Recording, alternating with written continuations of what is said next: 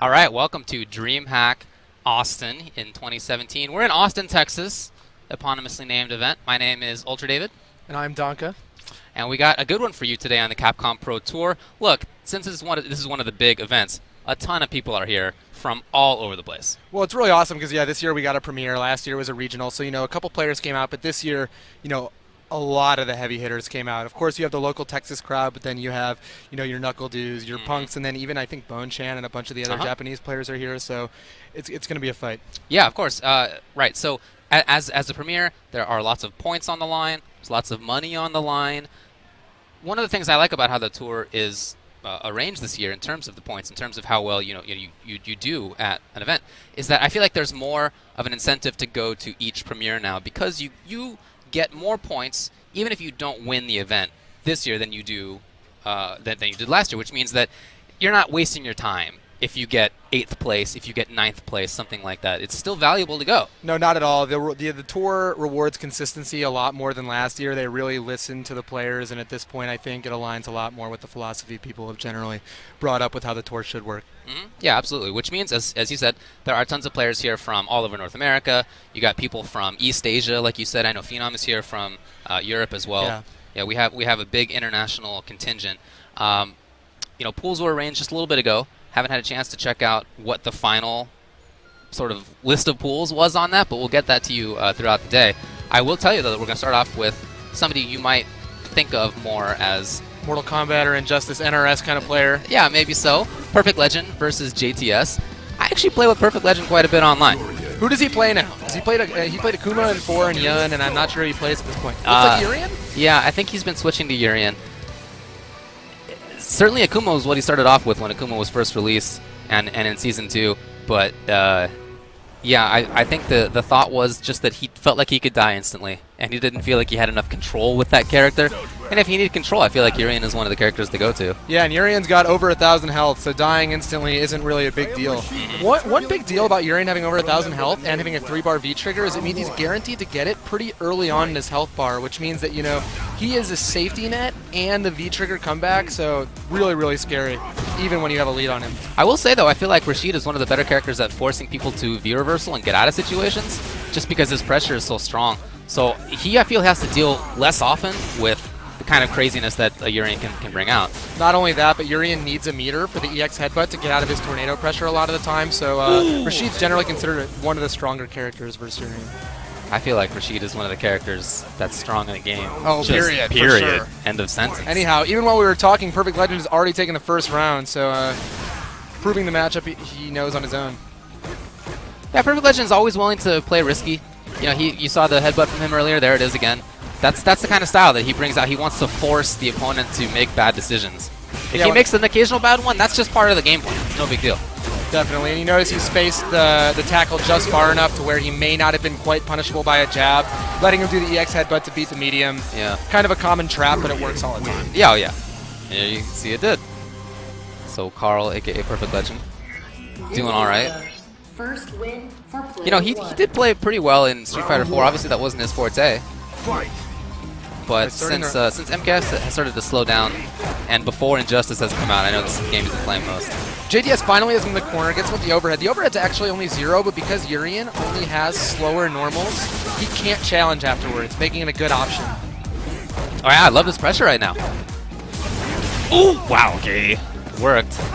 No meter still for Carl. Wow, he goes with the regular one. Headbutt. And whenever he has that bar, if I'm playing against this guy, I'm always looking for that headbutt. Okay. Or that EX. Or that. Urien's array of EX moves is definitely one of the stronger in the game. Oh man, that is a big punish. Okay. Goes for the overhead reset, but yeah, doesn't bite on it. Very nice blocks from JTS. He tried for the mixer. Is it going to come again? It did. Yeah, you can see he just screwed up the EX mixer before. I think the DP when you're winning the round vastly is very strong because people are so antsy to get in and get their comeback. Oh, they don't want to bait a DP. Got the shimmy off, but a little too late. Wow, I like this play a lot right now. There's a lot of good ground control by JTS. He's moving in well. Not only is he moving in well, but he's also spacing his normals at a range and his tornadoes at a range where Urien can't really punish. It's really, really good. And you can tell he's being a little bit more cautious when it comes to being worried about EX headbutt, EX tackle. Very nice confirm, though, from Perfect Legend. One strong thing about Urien is he actually has a target combo off of his jab, which lets him do, you know, confirms at a longer range than a lot of characters. Anything's going to do it. Oh, the punishable. Yes. Yep. From that range, no good. Stand heavy kick is exactly minus enough to get jab punished by any character in the game. Yeah. Ooh, no punish! Now, that's actually one of the changes in the patch coming next month, is that move will have twice the recovery it currently has. So yeah. Maybe that would have been a whiff punish in May. For sure, yeah. For now, though, hey, might as well do it if you're Urien. Oh, 100%. You see Nemo whiff those just like Yeah, why crazy. not? Yeah. He whiffs them in neutral. Oh, in time, He's gonna yes. catch it. Let's see if he gets the confirm off it. No, but does get the corner. Yeah, this is good. JTS has a lot that he can do right now. Cautious stuff. Nice tick throw. Still waiting. Oh, no! Fortunately, doesn't confirm, but no punish on it, so he's fine, and this is going to be a lot of damage. Yeah. Only one hit, so no scaling, really. That was a lot. I mean, depending on what he gets here, he could take it. No! He tried, but he's going to die. Oh, that is a bummer. That's one of those situations where JTS had the right read. He made the throw, it whiffed. He could have anti-aired, but just a frame or two too late. I think he tried jab. Maybe if that had been down strong, Down maybe if it had been strong. fierce mixer. Fierce mixer. You know, there were some options in there, but he let it just hang out. And he's going to go to I believe losers. we're in a 2 out of 3 tournament at this point, so Yeah. yeah, JTS, unfortunately, in losers bracket to the Perfect Legend himself. Mm-hmm. And we have another killer coming up next. We have Panda's own Jiwa coming up against A-Rod 0944. Okay. We're going to have Rise's Marn coming up after that, too. So, all right. Well, I guess we'll see how that The goes. thing about this tournament is it's one of those tournaments where you have a few hundred players, but like a large core of them, you know, at least 50 are top names you've heard of. So every yeah. pool is going to have 2 or 3 just absolute killers. Yeah, and that's, I think, part of why the pools change. I mean, I mentioned I checked out the pools a couple of days ago to see like what to expect, and then they were changed. And I think it was in part because there are just so many strong players that it was hard to arrange pools in a way that was reasonable and fair. It's fairly delicate to seed things tough. like this, yeah. Yeah. This is one of the tournaments, though, where 3 players, I believe, will be making it out of the pool. You have the losers final, am I wrong? I'm not sure. That is what I've heard. I'd love to know for sure. You're playing in this thing, so I feel like you should know. I should. You should. Yeah, it's on this guy. It's on this guy. But yeah, Jiwa we saw a lot in Season 1, especially early on. He came around for Texas Showdown. He came around for a few tournaments in March, April, and May. Was playing Ken at the time. I assume he's still playing Ken unless something has changed, but I have not seen him yet in Season 2. Yeah, I don't think I've seen him either, but I think I've only ever seen him play Ken. Not just in Street Fighter And he 5. played Ken in Street Fighter 4 as well. Right, yeah, I feel like that's his dude. And look, Ken is not the top tier that he was in Street Fighter in Season 1. That said, I don't think he's a bad character. Not a bad character at all. I still think he's on that list of characters that you can pick and do well. We still see people do well. For example, in E-League, only 4 people have moved on into the sort of final rounds, and just outside of it was Eita, and in it is Momochi. Right. So two Ken players. Certainly. Oh, is that an Akuma pick, though? I'm not sure. It seems like he did click on it. This is a character that a lot of Ken players have gravitated towards. Akuma is maybe considered similar or slightly higher than Ken right now and plays a similar Shoto gameplay style, the DPs and fireballs. Right. A little bit more aggressive than Ryu.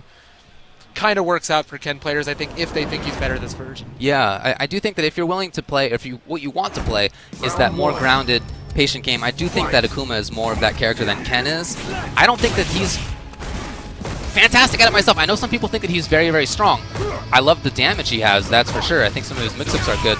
The grounded stuff, great walk speed, but some of those normals I feel like are not the best. A little bit slower, definitely a little bit stubbier. Akuma's main advantage as a character is he has a lot of plus frames and advantage on his moves. His down strong is, you know, more plus than other down strongs. His down fierce is more plus than other down fierces. He's generally very advantaged in his pressure.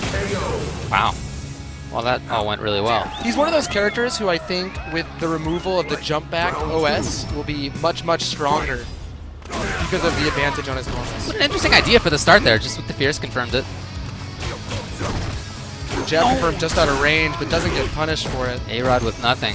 A-Rod's trying to put up that fight, but you can see he's really struggling to decide what it is that he wants to do. You saw Jiwa use Akuma has a very fast and far-standing medium kick, kind of like Laura, but unlike it, it's cancelable, giving him huge whiff punishes at long ranges. Yes. Yeah, I mean, while I do think that his footsies are not up to par with some of the cast, that button I think is really strong. He's more of a Definitely like reactive that footsie character than a proactive footsie character. For sure, for sure. So if, like I was saying, and like you were saying, for Ken players to switch to this character, I think makes all the sense, because even in Season 1, Ken was a counter poke style of footsies character. And he can still do that, certainly, but Akuma does that as well. So you saw one of the cool things about Akuma, which is that at close range, if his fireball hits you, it actually knocks you down, which gives you a lot more pressure than other fireball characters. But only at close range, or at the max range. Anywhere in between, not knocked down. Well, I think Jiwa's taking the right tact right now. He's just playing very patiently, reactively, walking forward. He's seen that A-Rod is not getting a lot of what it is that he wants to do. And when that's happening, you have to have a game plan against that. It's not you don't play against that the same way that you play against somebody who is getting what they want to do, who does, sort of do the things that you're supposed to do. You got to have a strategy against everybody, and you can see his. Certainly, working. and you see really great players sometimes lose to people who are going a little bit crazier just because they don't slow down and wait for it. Just as you said. Doing a good job. Oh, very nice, but just out of range of his buffer, but a perfect punish there. Not going to do it, but very close. And by all signs, everything's been working out for him. There it is. Oh, no the jab. Punish, but jab. There it is. Time, and there you go. So, all right. Jiwa moves on. That was one of those matches where it seems like A-Rod felt like he was outclassed from the beginning and kind of played around that, but Jiwa was, as you said, totally ready for that. Just played a reactive gameplay. All right, well, we have the pools up. There are 4 pools going on right now. In pool number 1, we saw Perfect Legend, but also in there is Punk. Well, it looks like Punk is actually getting up on stage right now. Punk is currently probably the man to beat in Street Fighter V, and kind of out of nowhere. I absolutely agree with you. I think that he's the best player. He may just well be. I think he just might be the best player in the world. As someone who watches the game a lot, I think his gameplay is like the most textbook impressive of any single player out there. Him and Momochi are the guys I think you think about in that level, and he really plays that just perfect counter poke style. If you whiff a medium punch, he's going to heavy punch you into the Tenko. And he's that guy where if he has 2 EX bars, he does the optimal 2 EX bar combo. 3 does the optimal 3 combo. Every time, with V-trigger, without it, corner, not. He always knows the perfect sequence in his combo, which with Karen is much more difficult than with other characters. Yeah. There are decisions to be made, and you have to be ready for them, and he always is. So he has that. The whiff punishing is great. It's not easy to do in this game. Okay, it's not that easy to whiff punish. But he does it very consistently, and he does it with buttons that are slower than other people use, like the Fierce you're talking about. On top of that, he has some of the best confirms. Okay, he will see that crouching medium kick hits and just cancel it. He doesn't need more than that oftentimes. So when you're playing footsies against somebody who has the whiff punishes that he has and has the reactions for something like crouching medium kick and to confirm into real damage, into real corner carry, that's very scary, and it really constrains your options. And for people who have never done that, I mean, that's like less than a third of a second to confirm that move. That is quite difficult. This is another thing about Punk, is he's a very, very confident player, and he has a variety of sub-characters under his belt. If he doesn't think you're ready for his Karen, he's going to pick one of them. It's not even a question. Even if he thinks you might be, he might pick them anyway. One of the most confident players on the tour, and his Nash is quite good. Well, this is his sub-character, one of the probably the top 5 Nash players right now. You're probably right. Yeah, he picked it because he's such a big fan of Bonchan, and why not? But very few people are playing Nash at this kind of level nowadays, and he's still doing it. The thing about Nash in Season 2 is obviously his movement was weakened significantly. His dashes go less far, they're slower, etc. But his fireball game is still very, very strong if you space yourself to it. Yeah, and he has some better up-close options, actually. So when you see somebody like Bonchan or Punk play, that's oftentimes what they're trying to do. Wow, okay. Oh, that didn't work? I think he may have been slightly too far and it hit a little late. And no confirm after the roundhouse counter hit either. Oh, DDM actually is doing pretty well. We haven't talked about him at all. We've only been talking about Punk, but I like a lot of what DDM's been doing. He's been getting around the booms. He's been getting some nice pressure, some nice wake-ups, but there's some good Nash stuff. What? Unfortunately, with the reverse, that was likely an accident. Chun-Li's low short is her fastest move at 3 frames, but they made the move so that if you mash the button, you'll actually get lightning legs. So I'm guessing he was mashing that move a little too hard. Very possible.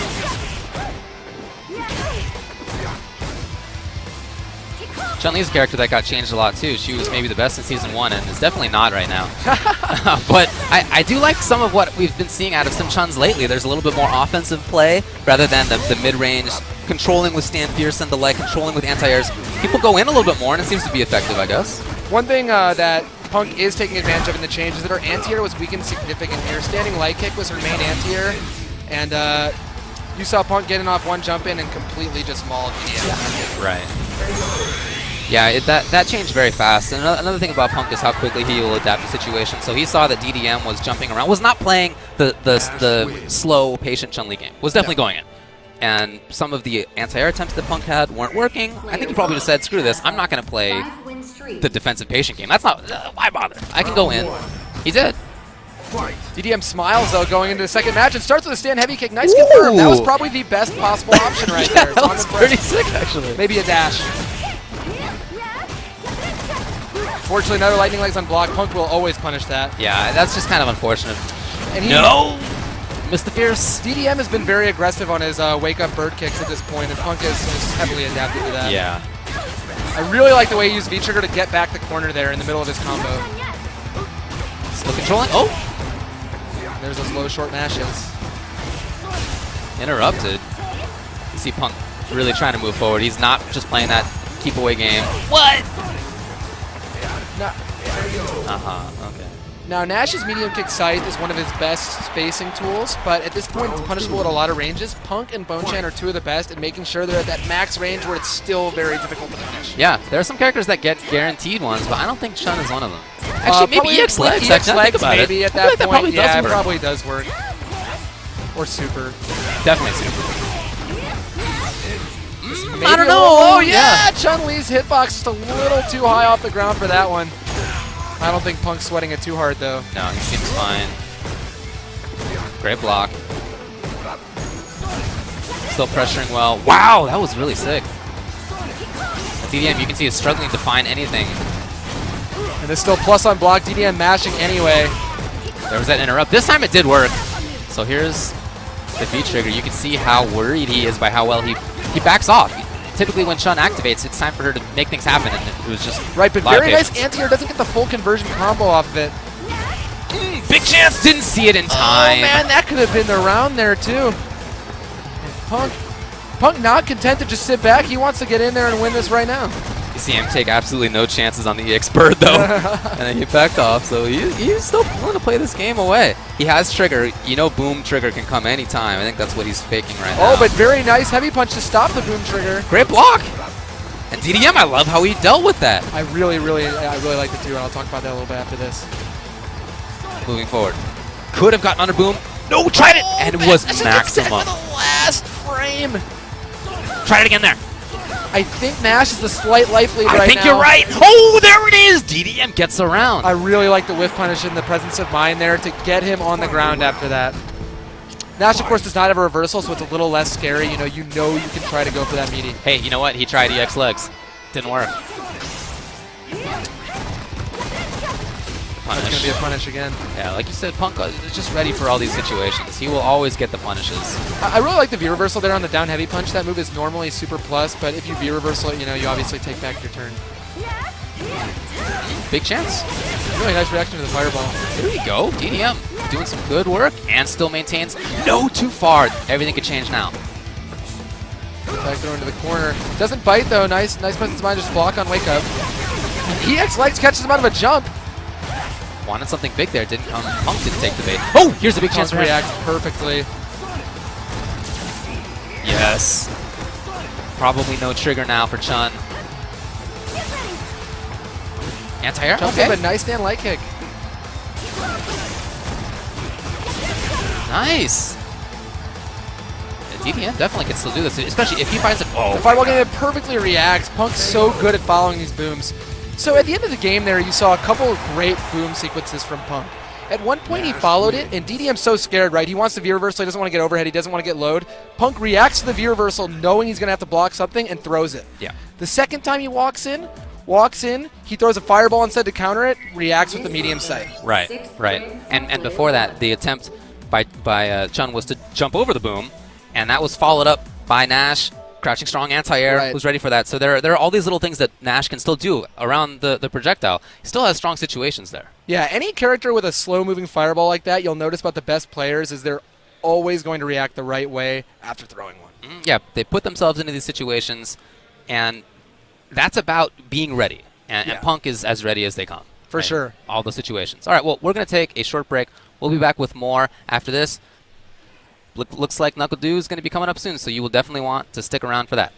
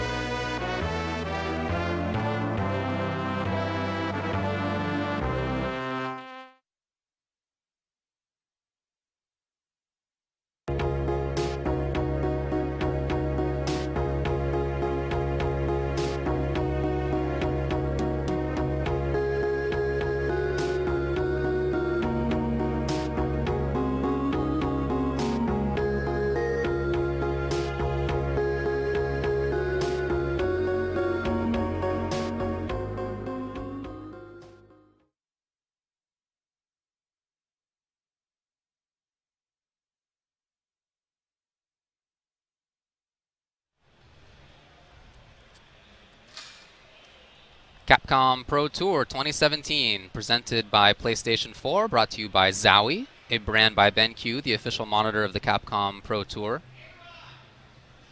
Razer, the official Street Fighter V fight stick of the Capcom Pro Tour. HyperX, the official headset of the Capcom Pro Tour. And Twitch, home of the Capcom Pro Tour.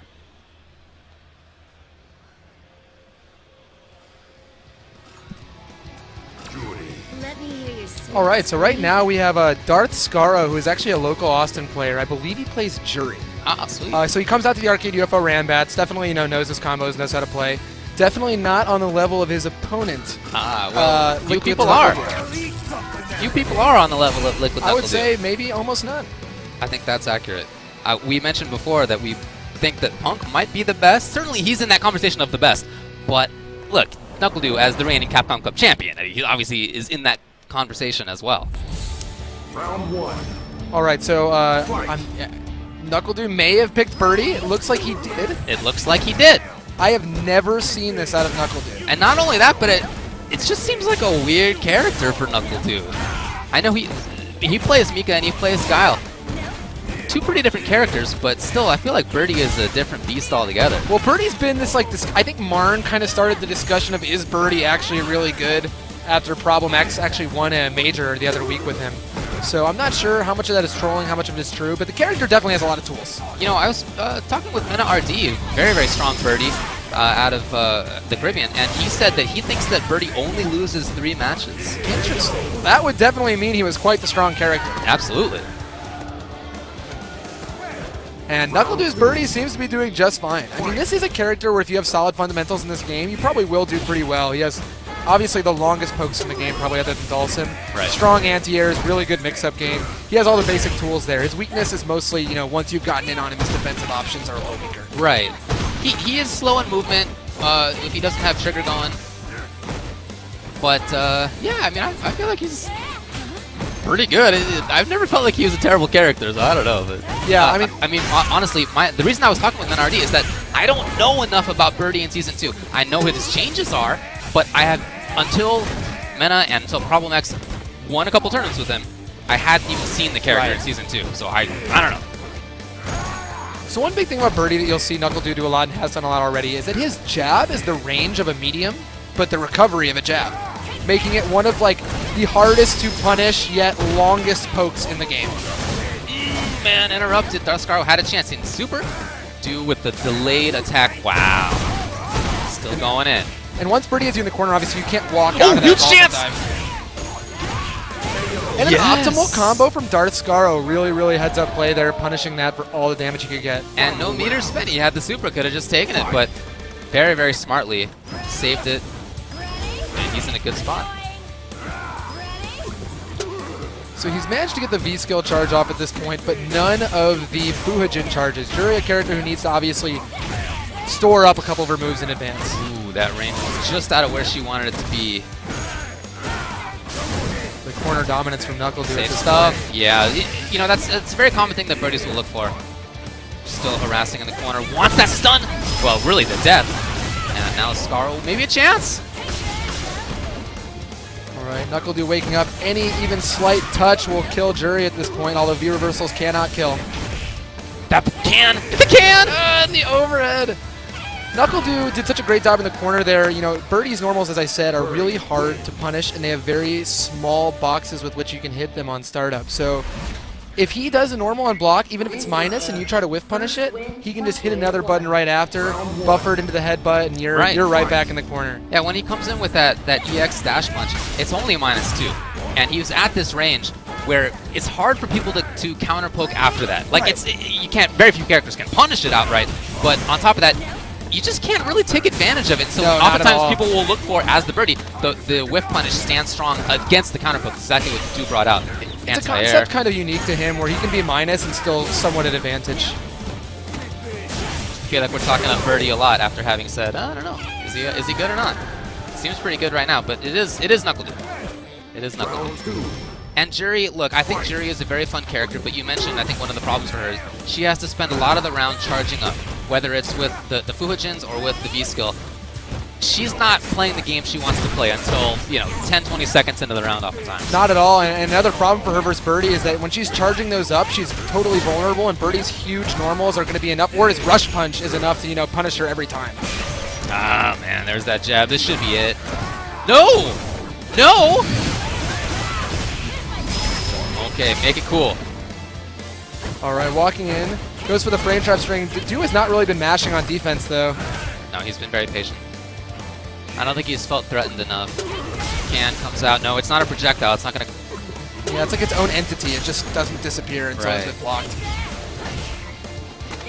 Ooh. And to throw out of the... That's very rare to get thrown out of Bullhorn. The hitbox usually goes quite far backwards. Gets the can out again. I'd like to see Scaro punish that. Oh, there you go. And that's probably going to kill him, yep. What would have been tough to punish? Maybe super in that situation if you're Jury at that range. I don't know if it would have worked. Maybe honestly. not, or the EX Fuhajin kick, something. I'm not positive. I'm not a Jury player, but KnuckleDu's Birdie looked pretty good there, Was not bad at all. Yeah. He had a lot of control over what the character wants to do. There were very few jumps forward. He clearly had some setups. He put himself at a spot where he could safely put out the can. I think he dealt really well with Jury trying to build up V-skill. He just put out his own can. Yeah. No big deal. Not a big deal at all. He, I think, really spent his time well.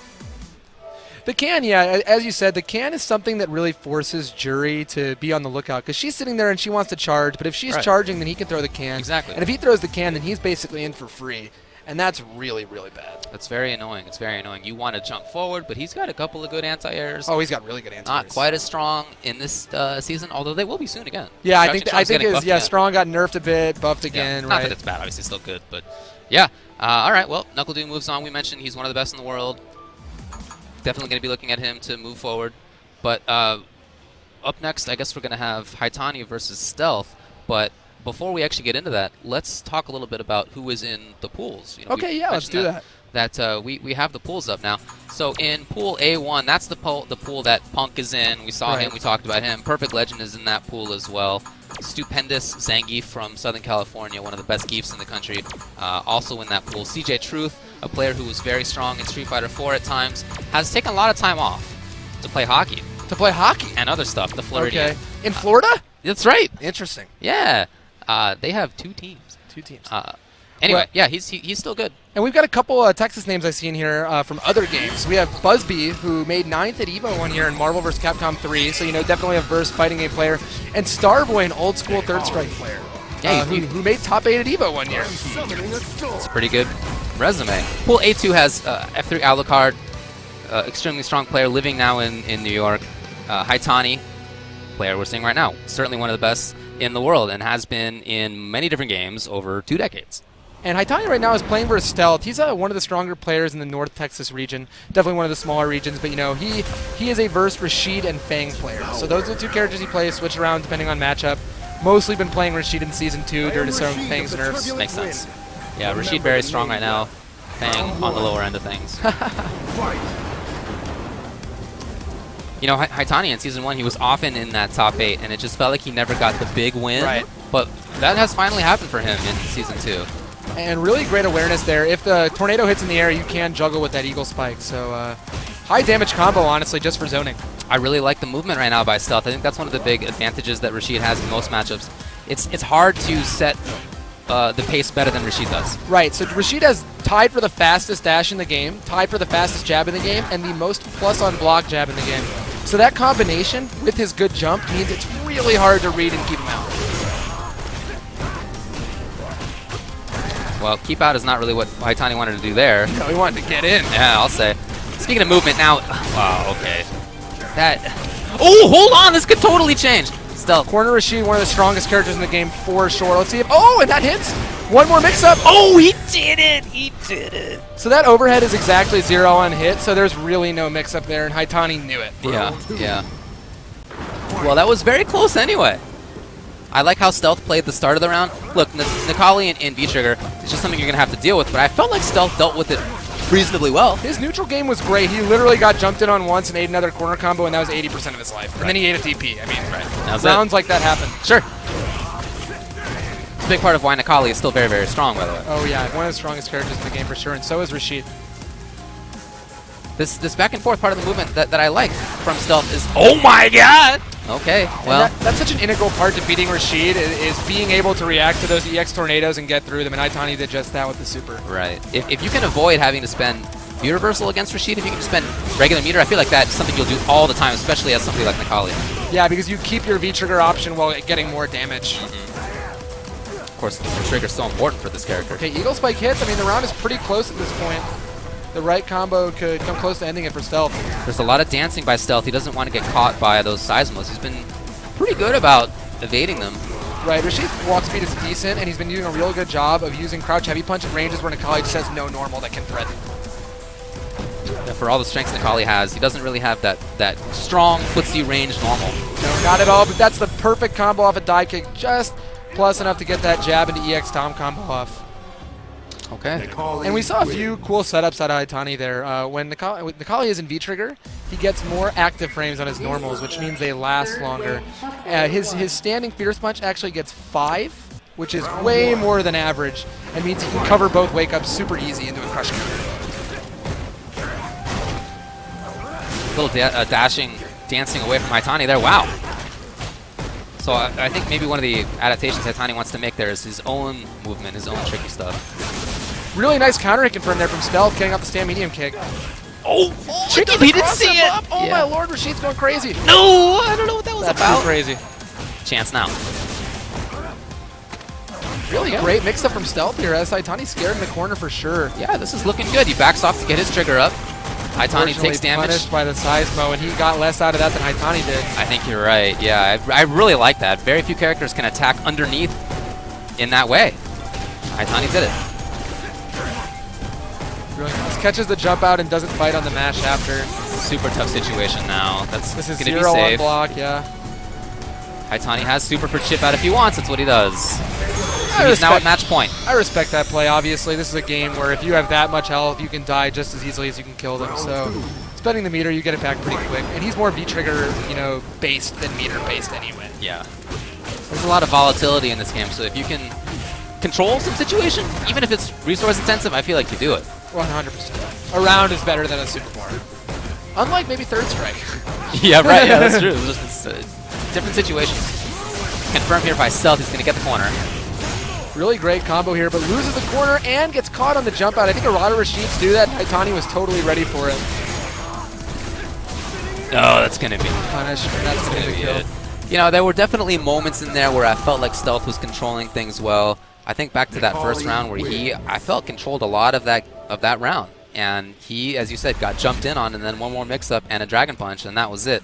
So if you're him, I feel like you walk away from it thinking, oh, well, you know, went all right. It did go all right, and he definitely, as you said, controlled the ground game quite well, and he was normally winning the ground game, which makes sense as Rashid versus Necalli.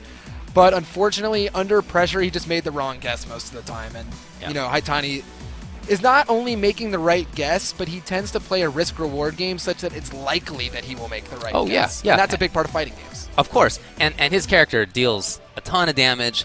Rashid has some situations where he does too, but it's rare. Right, it's very rare. rare. Typically, he's chipping your life away, and Necalli is taking big chunks at a time, and that's, I think, a lot of what happened there. And I think a lot of people see Street Fighter V after watching Street Fighter 4, and they wonder why people try to get out so rapidly. And part of that's because this game has gray life, right? And in Season 2, it recovers slower. So if you sit there and just eat Necalli mediums all day, I mean, he's happier than anything. Because he doesn't have to do anything new, and he'll just do all the damage in the world. So you have to make those guesses. But if you make them wrong, you eat a lot of damage. Tough situation. Yeah, one of the reasons that I like Rashid and Necalli in this game is I feel like it's almost Marvel-like in the sense that you really don't want to block. No. Blocking's a bad situation.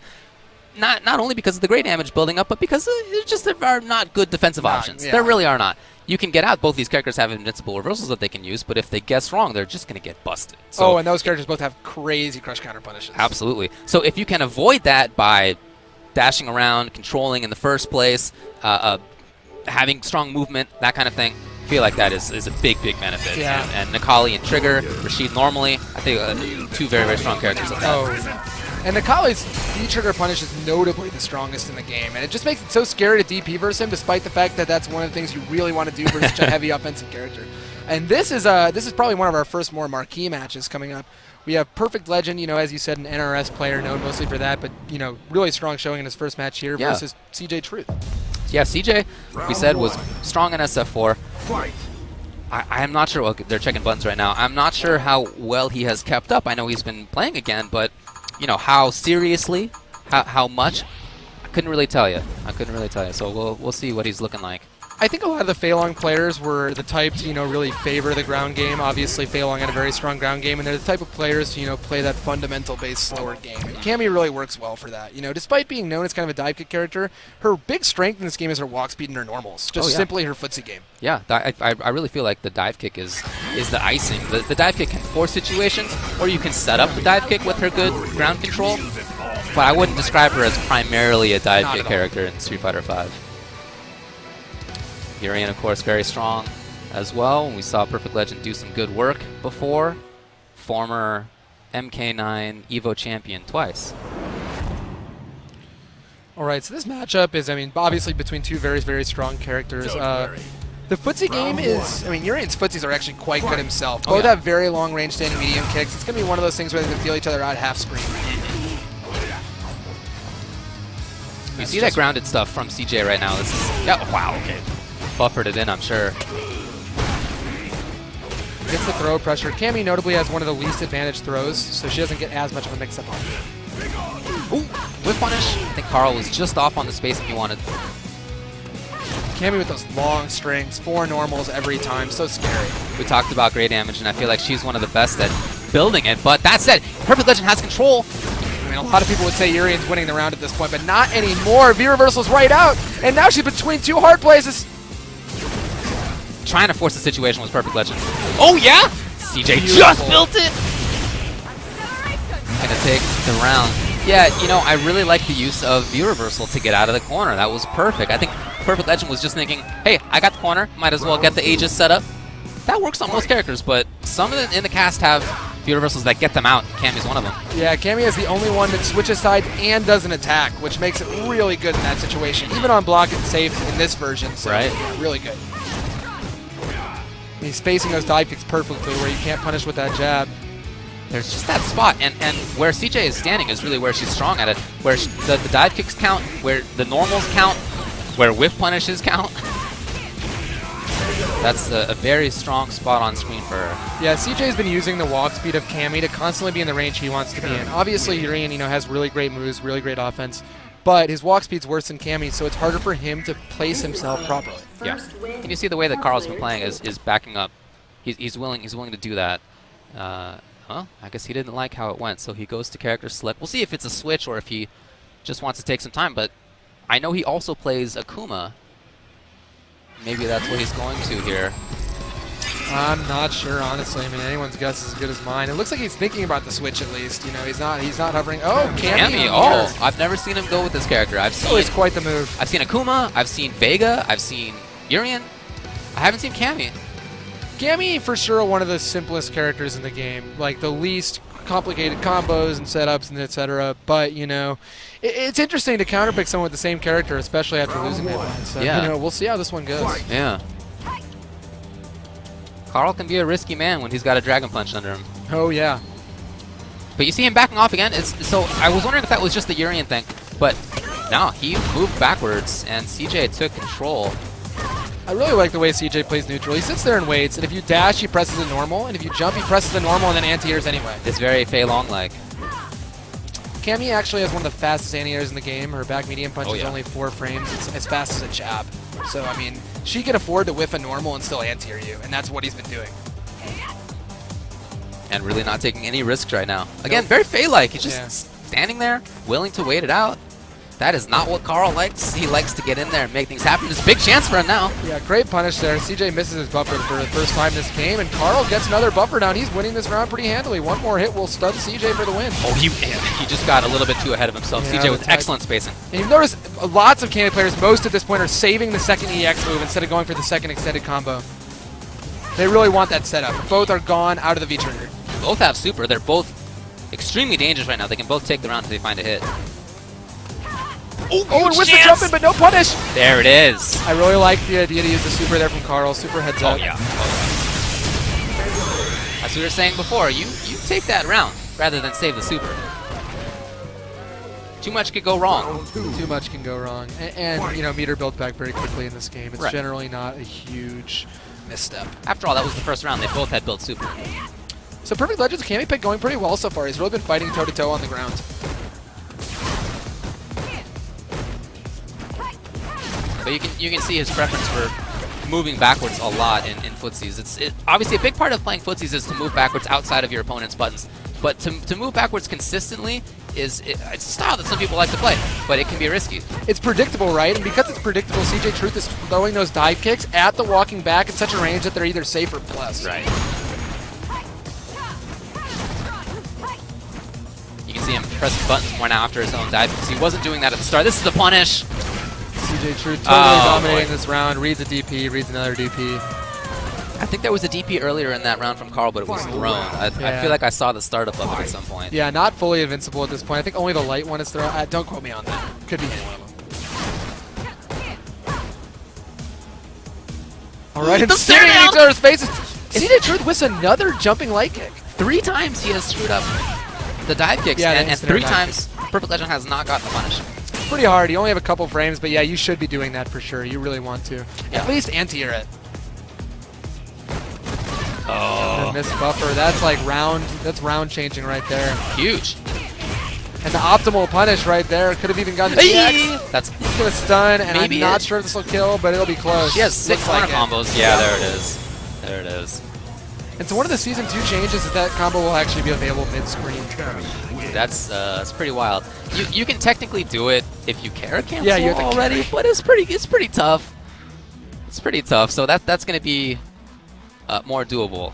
Cammy is a character that I feel is very strong, and I know a lot in North America. A lot of people have that same opinion. However, I don't know if you saw a recent set of top 7s in the game that some extremely strong players had in Japan. None of them put Cammy in their top 7. Well, I noticed they definitely favored the crazier comeback, higher damage, scarier characters for the most part. But I agree. I was very surprised to not see one Cammy. Yeah, same. And that's a character who's done really well on the Pro Tour, in both seasons. I mean, Xiao Hai has been very strong, K-Brad, right? Yeah, etc. Verloren. I don't know. Yeah, absolutely. It's often the case though that different regions have different thoughts on characters. Oh yeah, and I guess that's an example of it. So we're going to take a break right now. When we come back, we are going to have players including Razor Sien coming up to play. Stick around.